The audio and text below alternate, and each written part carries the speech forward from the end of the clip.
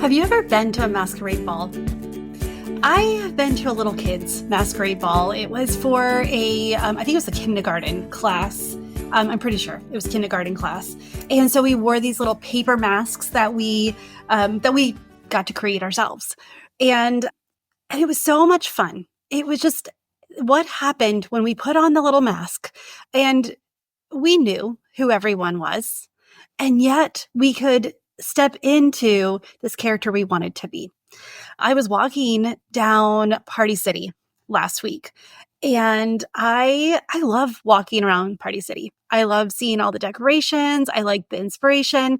And there was a whole row for a masquerade ball. And I'm talking like the masks and the cloaks and just the different, like the scepters. Like you can okay, I guess we're going to be royal masquerade people. But the whole idea of this is that it's a way to step into a different identity. You get to, for a short time, put on a mask that conceals your true identity. And even if it doesn't conceal it, then you get to pretend. You get to be a different persona for a short time. And this had me thinking, we talked about imposter syndrome and overwhelm a couple of podcasts ago. And I got a lot of messages about it. Asking me, because one is I took a different perspective of if you have imposter syndrome, or if that's something that you think that you have, it's because you're awesome, right? It's because you're awesome. And it's not because you're not capable, because you're not worthy. It's actually an indication that you are. But that's what we're going to dive into today. We're going to talk about these masks that we wear. And well, before we go any further, my name is Tammy. I'm your host of the Full Weight of Joy podcast and on YouTube, if that's how you're watching or listening. I am so excited you're here. I love doing this. I love talking about these topics. And let me tell you why. I know from experience that we can go along to get along, that we have these natural tendencies. We have this natural persona or this natural personality that shines. And so many times we do things that we're expected to do. We do things that we think we need to do. We do things based on our instincts versus even what we want. And so I created this podcast almost 4 years ago. Like it'll be 4 years in January, and I am so excited. And I need to plan something. I don't know what I'll do for the 4-year anniversary, because that's a huge milestone. And I'm super proud of myself. And I'm also very grateful that you are still here with me on this journey, because as I grow, and my whole goal is to help you grow as well. And not just in the, we need to be better, but it's, if we understand how God wired us, if we understand our strengths, our weaknesses, our natural tendencies, our core avoidances, what motivates us, if we understand the why behind the why, if we get down to business on who God created us to be and what are we called to do, this whole idea of fulfillment and joy and loving our life, we just get to step into it. God created us uniquely. He called us for a purpose. He made these grand plans for us, plans to make us to prosper, plans for us to be successful in whatever your definition of success is. And so this podcast, I just want to help you start to shift your perspective a little bit to see how God wired you. What's your unique value proposition? What's your zone of genius? What's your secret sauce that makes you you and can elevate your service? Because I know if you're listening to this podcast, you have a heart of service. You would not listen if you didn't. You would not listen to this podcast if you did not want to know more about how God wired you and what your purpose is. Because I don't think I'm that entertaining to keep you at the edge of your seat with my enthralling stories. But what I believe you're here for is because there's a calling on your life, and you know that God made you different. That when we ask ourselves the question of who am I now, we're really asking God, what do you want from me? And so today, as we dive into this idea of imposter syndrome and these masks that we wear, then I want you to set down any guilt. and any shame. And I actually want you to kind of think of this I'm like, laugh a little bit. And I've created these personas. I've created these characters, if you will, from, well, personal experience, but I won't name my name, from my friends, my clients, from, this over a decade that I've been doing this. I've created these personas and to help you kind of identify with one or more. You get bonus points. All right. If I have 5 different masks, these imposter syndrome masks, there are a lot more, but these are the ones that I see most often. And there may be ones that I've experienced or I've helped my clients work through as well. Maybe, maybe not, not to call any names here, but I want to talk to you about these. Because if we allow ourselves to stay in this imposter syndrome that we already talked about, how it's really an indication that we're awesome, that we are stepping into something God has for us, and we know He does not call the equipped, He equips the called. And if you're called, if God calls you to it, you best do it. All right. So let's get into this, see what's stopping us. Let's see what masks that we wear, and see which one relates to you. And then I want to tell you a little bit of how it looks, and then also give you one easy thing you can do to solve it, to basically an action step or way to look at it in order to step out of this overwhelm, this imposter syndrome that we are plagued with, because it's not for us. All right, so let's go in. So I'm going to tell you, so they're called the perfectionist, the expert, the soloist, the natural genius, and the superwoman or supermom. Okay, so I'm going to start with Sarah. Sarah has built a successful career, but every time she finishes a project, all she sees is the minor details that she could have done better. Her boss and clients rave about her work, but she brushes off the praise, thinking they only knew how much better this could have been. Sarah's nights are filled with double checking, redoing tasks because she feels falling short of her impossible standards. So some of the traits here for the perfectionist is set unrealistically high expectations for yourself. They feel like they're a failure if they don't achieve this unrealistic definition of perfection. They always feel it could be better. Now, I know what you're thinking. You're like, Tammy, if you were an Enneagram 1, you're like, okay, this is like every Enneagram 1. We're always trying to be better.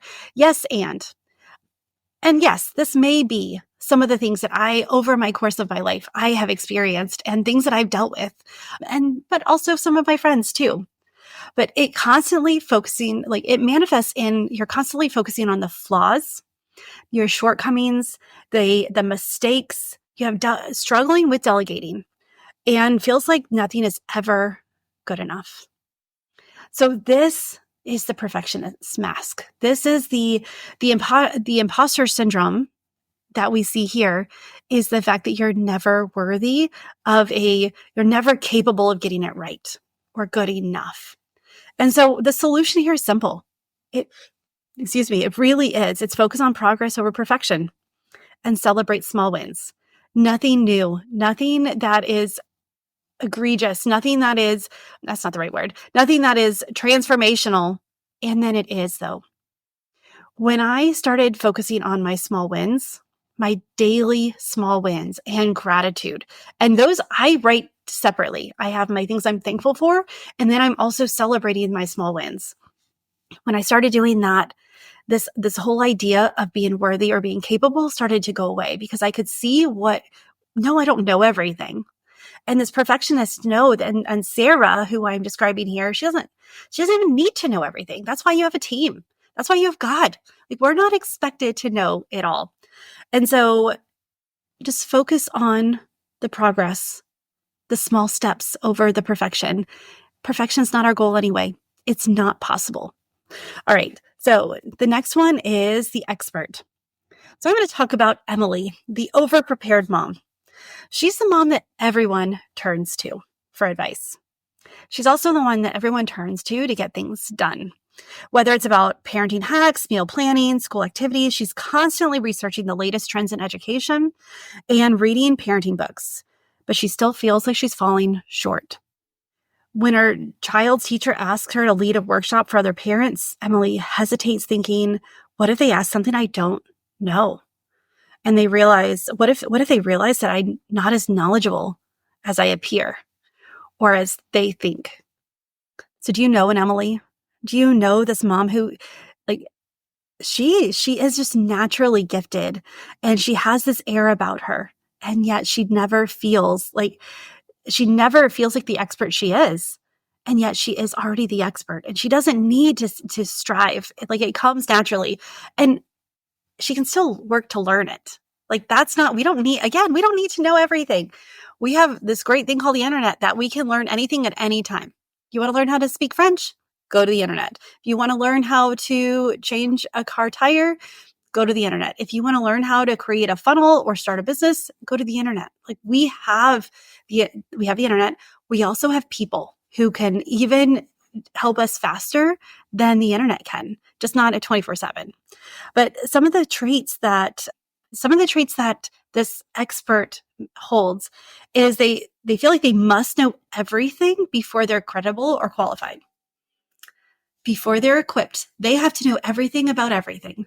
And it's not even possible. Again, like that perfectionistic tendencies. Perfection's not possible. And knowing everything about everything, that's exhausting. And why it's not even necessary.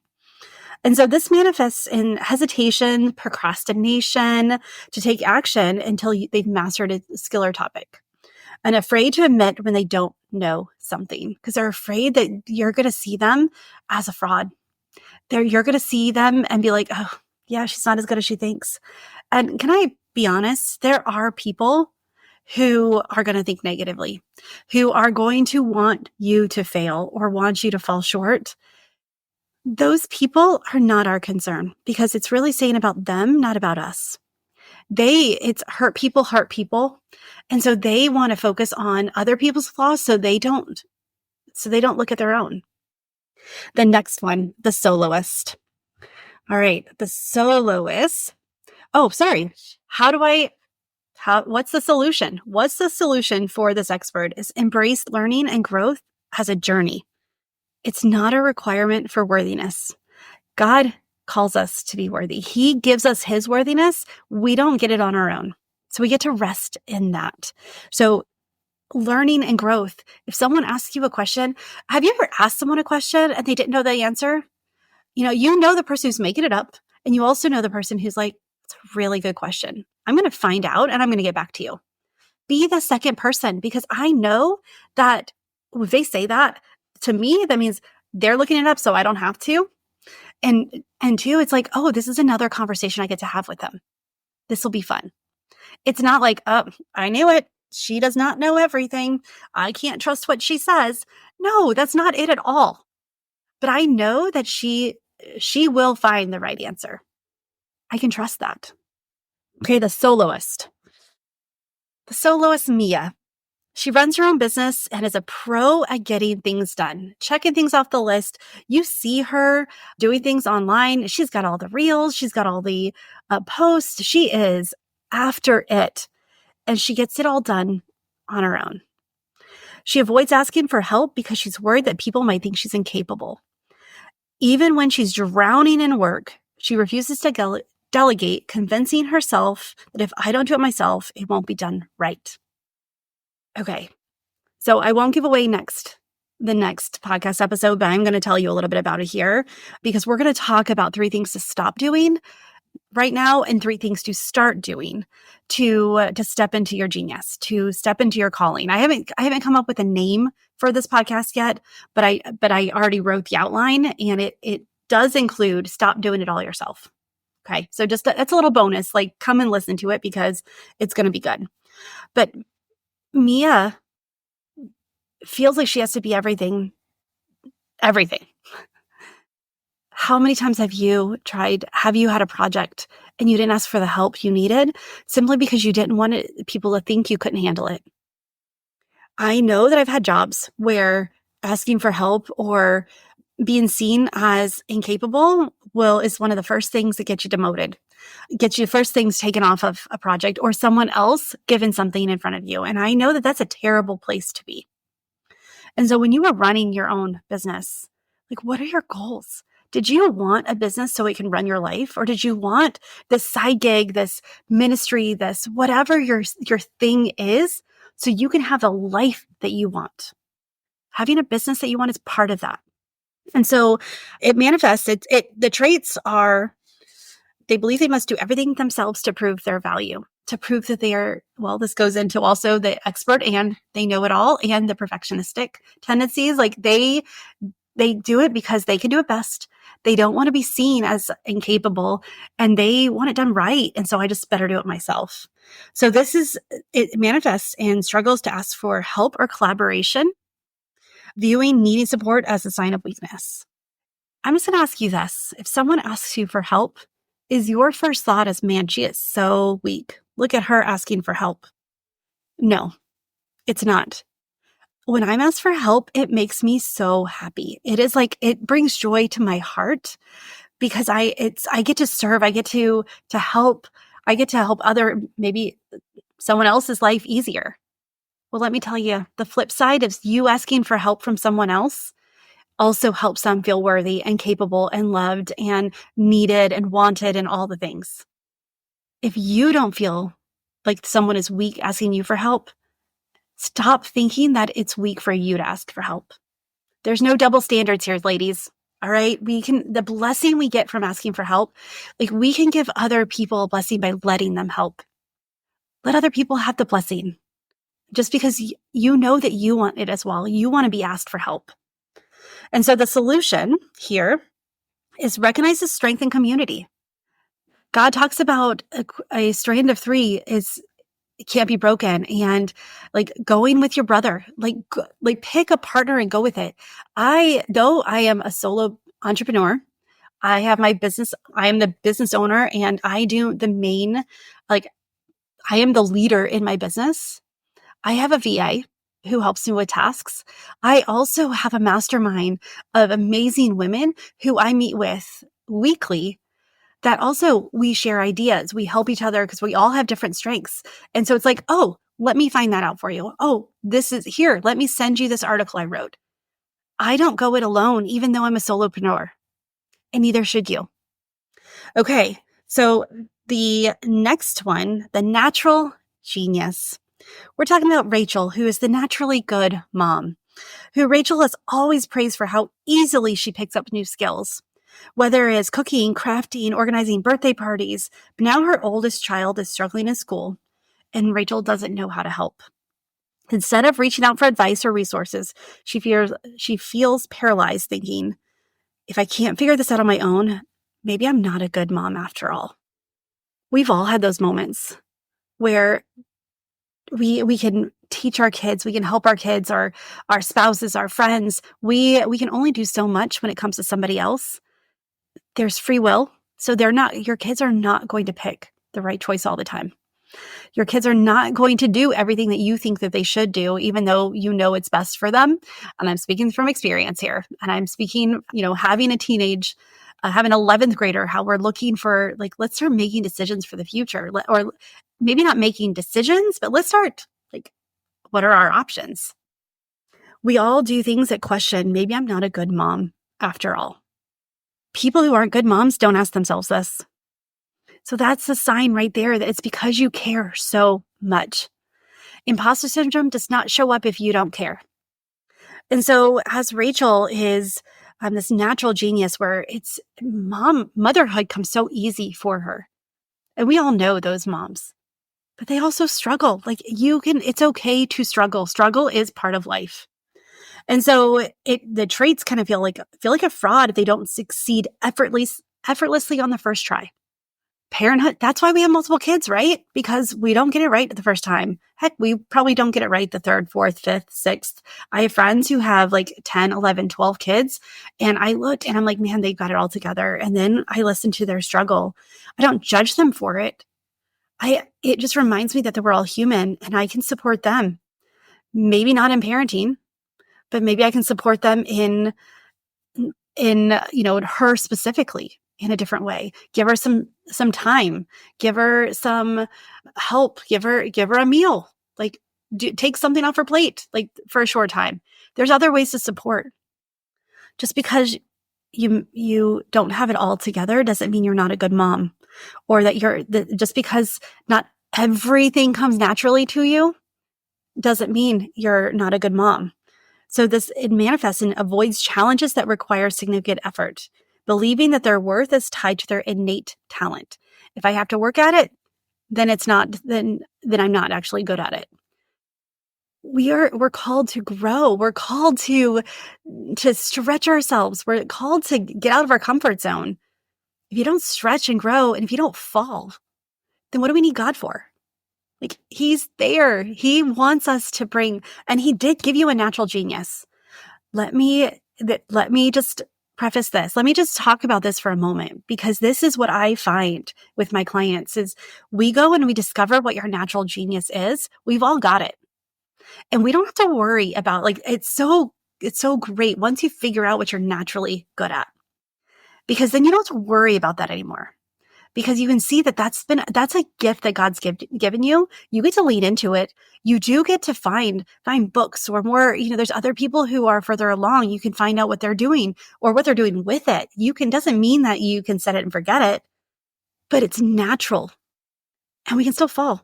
And we can still be naturally good at it. It could still be our zone of genius. It could still be our secret sauce. It can still be what makes us us. And so the last one here is I'm going to talk about Olivia. Olivia juggles a demanding job, PTA meetings, and side projects like a pro, or so it seems. She works long hours and says yes to every opportunity to prove her worth. But behind the scenes, she's exhausted, she's overwhelmed, and she's thinking, if I stop, people will realize that I'm not as good as they think. Not as good as they think. When we keep searching for external validation, when we're trying to reach other people's expectations, which we haven't even defined what their expectations is. So we just add these like more to it.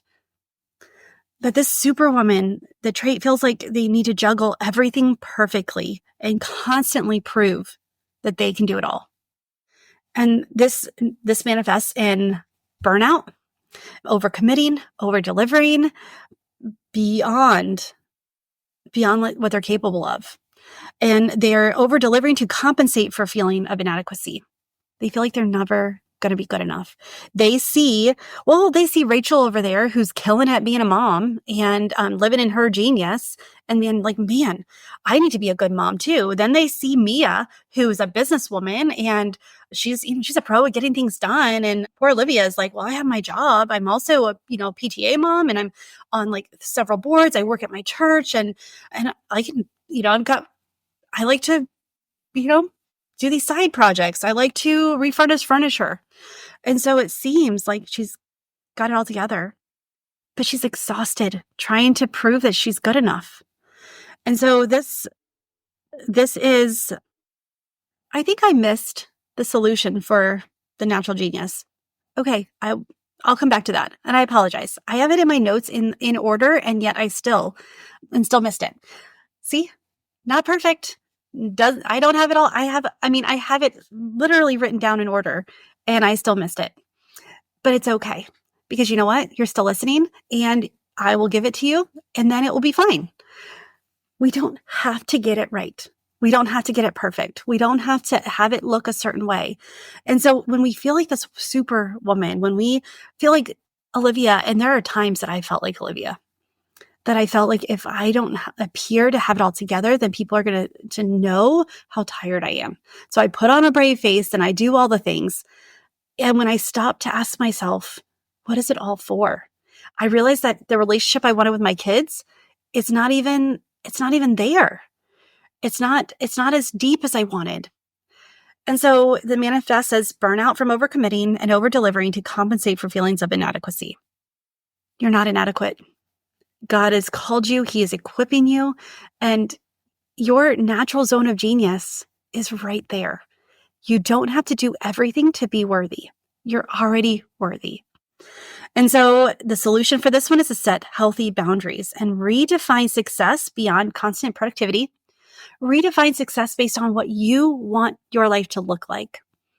This is where having a house in the Hamptons may not be what you want, but you want to be able to sit and read on a rainy Sunday afternoon for all day. That may be what success looks like for you, that you can just set everything aside and spend a cozy day reading. That sounds amazing. You get to define success. So when you set healthy boundaries and redefine success based on not on productivity, but on what your outcomes that you want, the life that you want, that's how you step out of imposter syndrome. Okay, so now the natural genius. Let me get us back in the frame of mind. We have Rachel, who's the naturally good mom, who avoids challenges that require significant effort because she believes her worth is tied to her innate, only what she's naturally gifted in. And so what we get to do here, the solution here is to reframe the challenges. We get to see them as opportunities to grow, to step in and strengthen skills over time. Even things we're good at can get better. And I'm a firm believer here that and this is one reason why I use Clifton Strengths to discover our top 5 strengths. And then we pour more gas, we pour more energy, we pour more learning into those instead of the ones on the bottom, because someone else will cover those. And so our imposter syndrome is really because it's this mask that we wear because we feel inadequate. But if we really take these solutions to heart and we look and we decide that we're good enough because God called us to be good enough. He called us as good enough, and He is equipping, He is skilling us, He is putting us through the fire. We are going through all of the trials and the challenges that we need to go through in order to become who He's called us to be. Friend, if you identify with any of these masks, know that you're already good enough. Go back and listen to my podcast about dismantling overwhelm and imposter syndrome. That will help you as well to see that, again, it's an indicator that we get to gain clarity. We get to ask ourselves some questions, and we get to see what's possible. And if this is something you struggle with, I'm here to help. I'm here to guide you. I'm here to help you discover what your zone of genius is, what you're naturally gifted at, your strengths, your talents, what your core motivations are, to help you discover the why behind the why.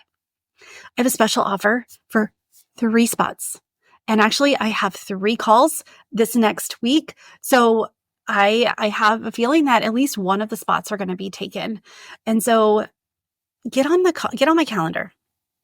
Let's talk about which mask you're wearing. Let me help you see the limiting beliefs that are within it and what's actually true, what God says about you. Let me help you see your zone of genius, and let's work together. So getting on a call, there's no obligation there. The only obligation is for you to show up and be yourself and just be real, and don't try to wear the mask. Tell me what mask you're wearing so we can set it down.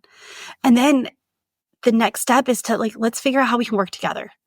For 3 months, let's dismantle these masks. Let's dismantle the imposter syndrome. Let's look at what this overwhelmed state you're in, and how to step back and align it with your core values, your purpose, your why, how God wired you. Let's do that together, just one-on-one, you and I. And let's see what's possible. Could you imagine in 3 months what your life could look like if you no longer feel inadequate? If you know without a shadow of a doubt how God wired you, what's possible, what's on your heart, and how to make decisions based on how He wired you and what your calling is, and not what we feel like we have to show on the outside. Not based on where we're feeling inadequate or what expectations others hold for us, and not even those unrealistic expectations we add to ourselves. So that's what I want to do for you. All you need to do is get on my calendar and we can start looking at it. Again, this is my gift to you. We will talk about pulling off this mask and what's behind it. The link is in the show notes to get on my calendar. please do it. And I can't wait. I can't believe that we are like a week away from Thanksgiving. Man, this year is going by so fast, and I've got some great episodes for you coming as we wrap up 2024 and we really step into 2025. I have officially chosen my word of the year, and I cannot wait to share it with you and the reason behind it, and ask you some questions, and hopefully to encourage you to start thinking about your word of the year. And so I just stay tuned, stay connected, reach out to me. Let's talk. And if you know your word of the year, I would love to send me a DM on LinkedIn or Instagram, and let's talk about it. And you can tell me why, because I find it fascinating. And as I'm looking, I have the whole list of podcast episodes for the rest of this year. And I'm just so excited because I don't want you to stay in the same place. And I know that when you know how God wired you, when you have that self-awareness and that self-leadership, you're able to get whatever you want and do whatever you want and step into that God dream and who He calls you to be. All right. I'm hoping that I convinced you enough to at least get open to the idea of asking yourself, who am I? And who did God create me to be? So get on my calendar. Let's chat. And I can't wait to start the rest of this year and start this new year with you. With that, friend, choose joy until joy chooses you. And I will talk to you really soon. Bye.